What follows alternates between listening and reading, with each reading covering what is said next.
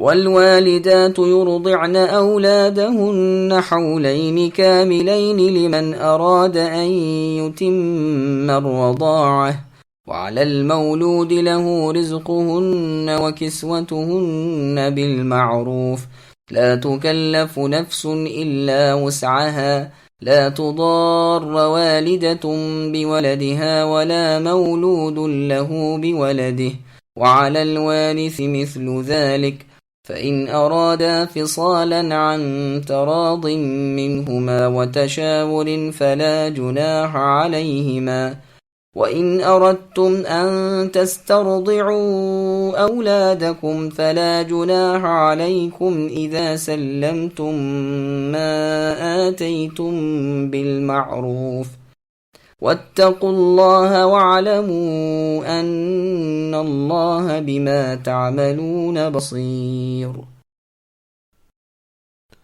اور مائیں اپنی اولادوں کو 2 سال کامل دودھ پلائیں جن کا ارادہ دودھ پلانے کی مدت بالکل پوری کرنے کا ہو۔ جن کے بچے ہیں ان کے ذمے ان کا روٹی کپڑا ہے جو مطابق دستور ہو۔ ہر شخص اتنی ہی تکلیف دیا جاتا ہے جتنی اس کی طاقت ہو۔ ماں کو اس کے بچے کی وجہ سے یا باپ کو اس کی اولاد کی وجہ سے کوئی ضرر نہ پہنچایا جائے۔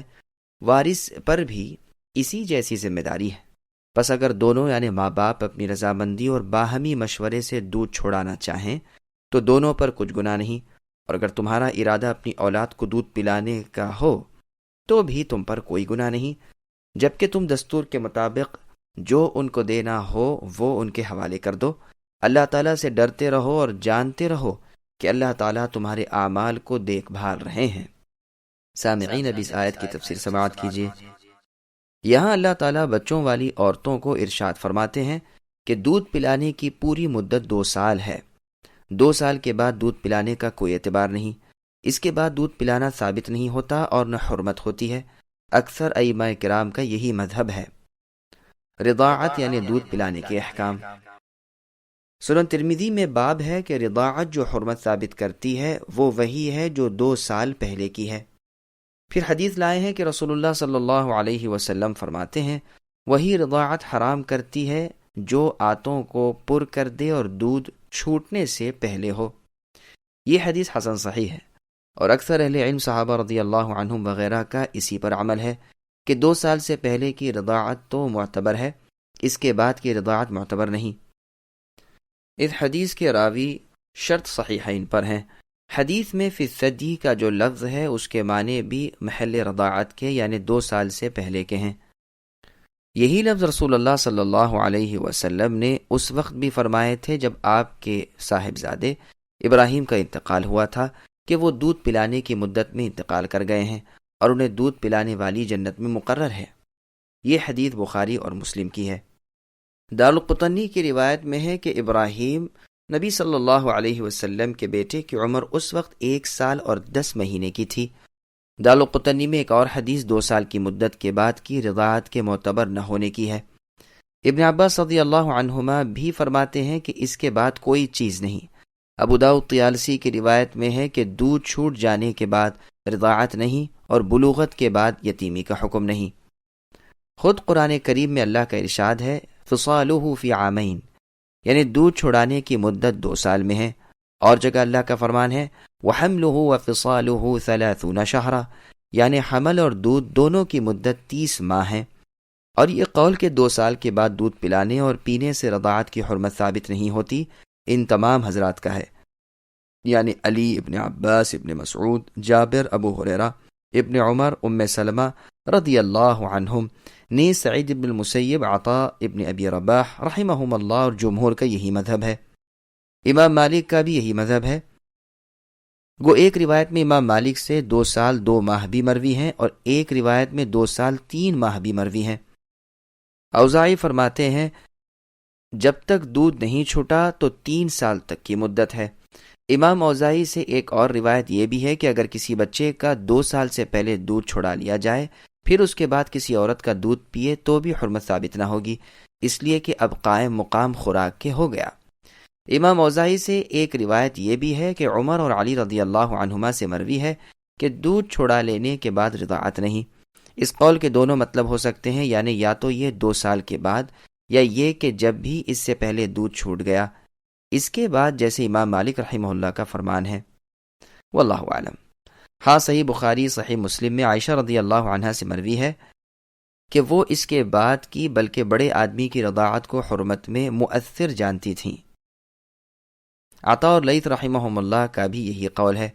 عائشہ رضی اللہ عنہا جس شخص کا آنا جانا کہیں ضروری جانتی، وہاں حکم دیتی کہ وہ عورتیں اسے اپنا دودھ پلائیں، اور اس حدیث سے دلیل پکڑتی تھیں کہ سالم رضی اللہ عنہ کو ابو حذیفہ رضی اللہ عنہ کے مولا تھے۔ رسول اللہ نے حکم دیا تھا کہ وہ ان کی بیوی صاحبہ کا دودھ پی لیں، حالانکہ وہ بڑی عمر کے تھے، اس کی وجہ سے پھر وہ برابر آتے جاتے رہتے تھے، لیکن رسول اللہ کی دوسری ازواج مطہرات اس کا انکار کرتی تھیں اور کہتی تھیں کہ یہ واقعہ خاص انہی کے لیے تھا، ہر شخص کے لیے یہ حکم نہیں، جیسا کہ صحیح مسلم وغیرہ میں ہے۔ یعنی مذہب جمہور کا ہے، یعنی چاروں اماموں، ساتوں فقیہوں، کل کے کل بڑے صحابہ کرام اور تمام امہات المؤمنین کا، سوائے ام المؤمنین عائشہ رضی اللہ عنہا کے، اور ان کی دلیل وہ حدیث ہے جو بخاری اور مسلم میں ہے کہ رسول اللہ نے فرمایا، دیکھ لیا کرو کہ تمہارے بھائی کون ہیں، رضاعت اس وقت ہے جب دودھ بھوک مٹا سکتا ہو۔ یہ روایت بخاری اور مسلم کی ہے۔ باقی رضاعت کا پورا مسئلہ سورہ نساء کی آیت وَأُمَّهَاتُكُمُ اللَّاتِي أَرْضَعْنَكُمْ کی تفسیر میں آئے گا انشاءاللہ تعالی۔ اجرت رضاعت کا بیان۔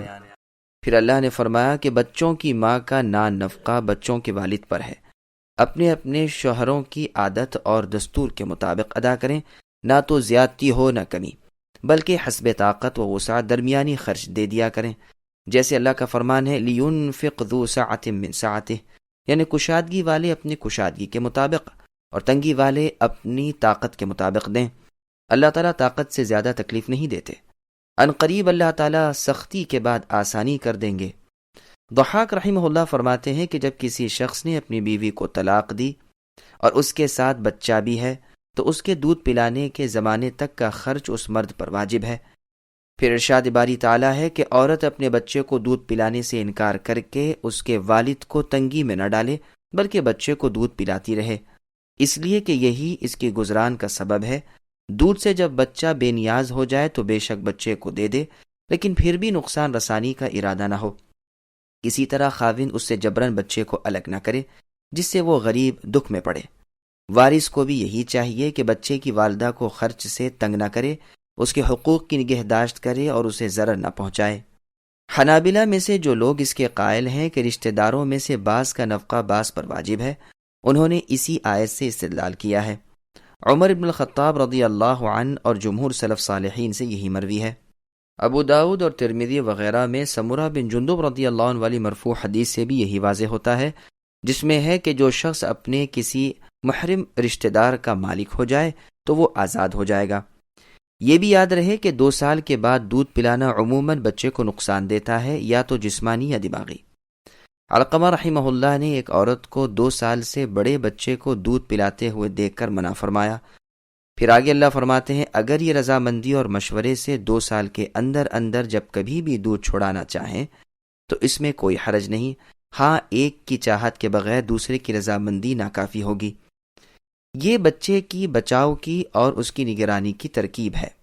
خیال فرمائیے کہ اللہ تعالیٰ اپنے بندوں پر کس قدر رحیم و کریم ہے کہ چھوٹے بچوں کے والدین کو ان کاموں سے روک دیا جس میں بچوں کی بربادی کا خوف تھا، اور وہ حکم دیا جس سے ایک طرف بچے کا بچاؤ ہے، دوسری جانب ماں باپ کی بھی اصلاح ہے۔ سورہ طلاق میں اللہ نے فرمایا فَإِنْ أَرْضَعْنَ لَكُمْ فَآتُوهُنَّ أُجُورَهُنَّ، یعنی اگر عورتیں بچے کو دودھ پلایا کریں تو تم ان کی اجرت بھی ادا کر دیا کرو اور آپس میں عمدگی کے ساتھ معاملہ رکھو۔